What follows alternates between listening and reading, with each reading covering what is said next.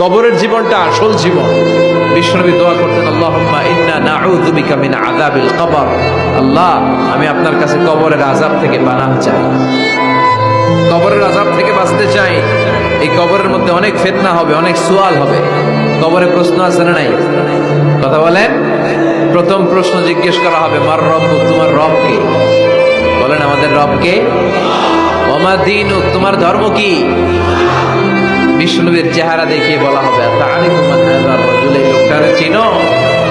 আমরা কি বলবো?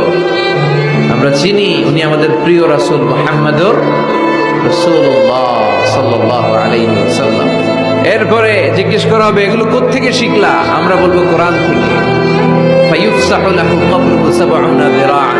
সুন্দর সুন্দর উত্তর করতে পারলে আপনার কবরটারে ৭০ হাত লম্বা করে দেয়া হবে।